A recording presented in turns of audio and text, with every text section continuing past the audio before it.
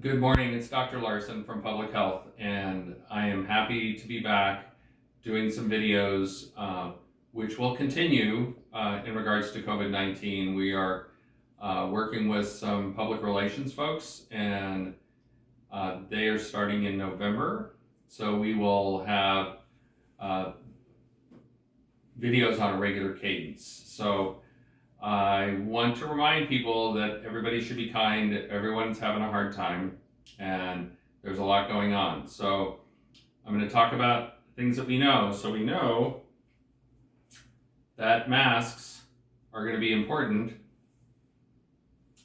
at least through next summer. So masks and social distancing are going to be important as we're waiting for COVID-19 vaccine and getting through the winter. So those things are going to be important. As you know, we have started school, K through 12 school in the Ellensburg School District has started.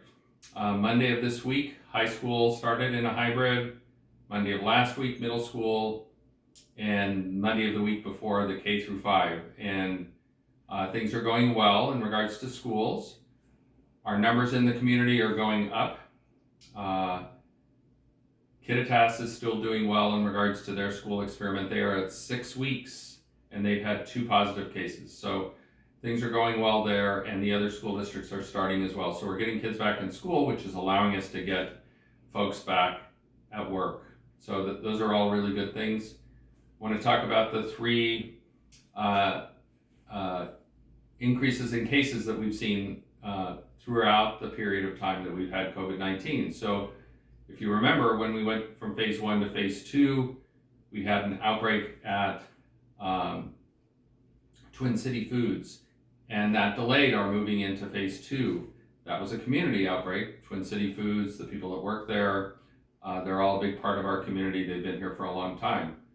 That got better. We moved into phase 3, and right when we went into phase 3, everyone let their guard down, and we had an uptick of cases at the nursing home and long-term care facilities, including 22 deaths at our nursing home and long-term care facilities directly attributable to COVID-19. That went under control. We got that under control. They are a big part of our community. And now we have an uptick of cases at Central Washington University. Not to be unexpected, they have had a group of people working really hard on this back since January. In January, we had our first case return from China. We thought perhaps that person had COVID-19. They were tested, they were isolated and quarantined, and they did not have COVID-19. But we started thinking about what we were going to do to get the Central students back. Central Washington University is a big part of our community, and we know that with young adults, we were going to have a little bit of a problem with COVID-19. So in September, we had 46 cases in the month of September related to Central Washington University students. We had 55 cases in the community as a whole. So 46 Central students, 55 the rest of the community.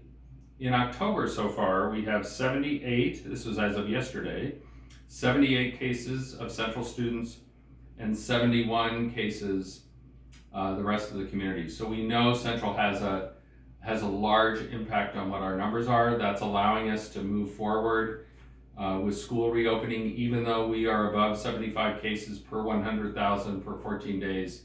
We at Public Health are working really closely with Central Washington University, as well as with all the school superintendents, to get this issue under control and make sure people are being safe and able to get what they need. So we are working hard. Darren Higashiyama is now our incident commander, and he's dealing with that piece, which allows me to really deal with the disease management and COVID-19 vaccine as we start to move forward to that in the future. So more to come. You'll see me on a regular cadence, and I'm glad to be back. And make sure to wear your masks, maintain social distancing, and be kind.